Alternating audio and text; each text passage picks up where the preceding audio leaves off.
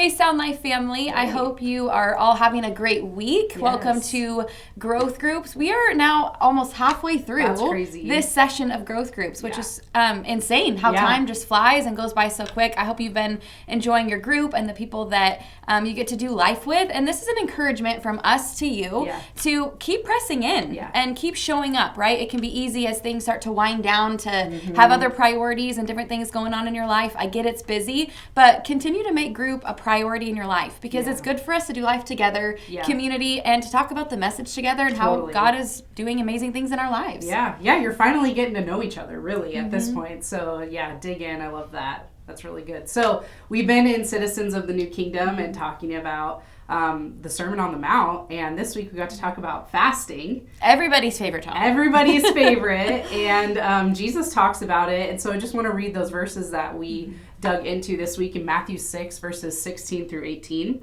Jesus says, "And when you fast, don't make it obvious as the hypocrites do, for they try to look miserable and disheveled, so people will admire them for their fasting. I tell you the truth, this is the only reward they will ever get. But when you fast, comb your hair and wash your face. Then no one will notice that you are fasting except your Father, who knows what you do in private. And your Father, who sees everything, will reward you." So another kind of piece of our spiritual walk that is private, right? We've talked about tithing, we've talked about prayer. Yeah.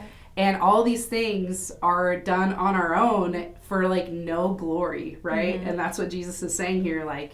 Don't try to get the credit for the things you're doing for me, but do them just because you want to follow me.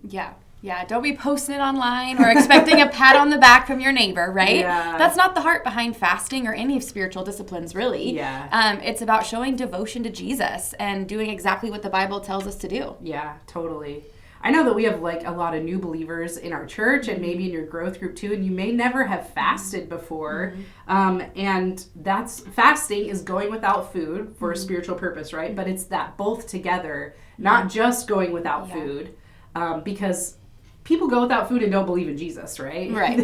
But go without food, and then you also partner with that with prayer or worship or just a deeper devotion to God. And it's really, again, that heart that Jesus is talking about in these verses.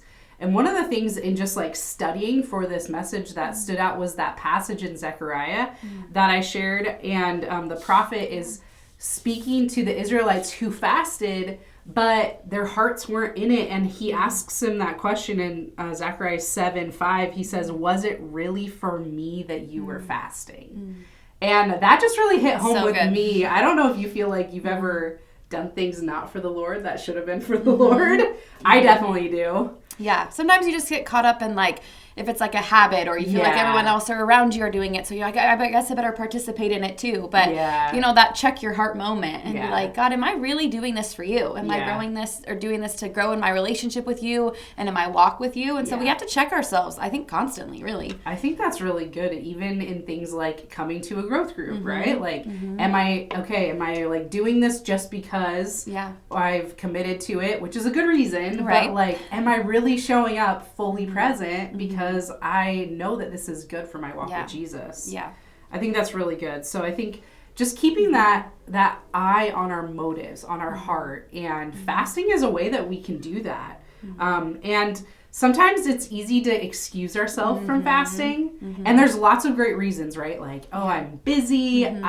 This is a lunch meeting. I can't get out of it. I don't know. There's lots of reasons I've come up with to get out of fasting. We all have. But I wonder even for families, right?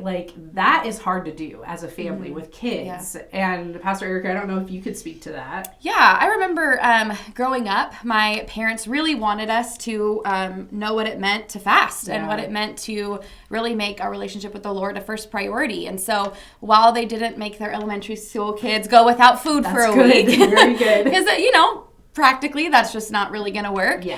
We would choose something that was a value to us. And, you know, elementary kids, we love our movies, we love our TV shows, all that kind of stuff. And so we as a family, while my parents would fast from food, we as a family would also do like electronics, so TV, or if there was any like video game device or anything that took a lot of our time, we would set those things aside for the week. And during that time, we'd all sit around the kitchen table and read a section of scripture together, and we'd pray together. We'd listen to worship music. Like, my parents wanted it to be something that we did together as a family. They modeled it for us, and then they helped us participate in it. That's so cool. I love that. I feel like that's just the heart of, like, no excuses, right? Like, I can find a way to express my devotion to Jesus. You know, I know there's people in our church, you might work on your feet for 12 hours and like, it's not really healthy for you to go without any calories. Right. But maybe you could go without coffee, you know, like there's some ways that sometimes when we're hungry for the Lord, we'll find a way to do things like that. And so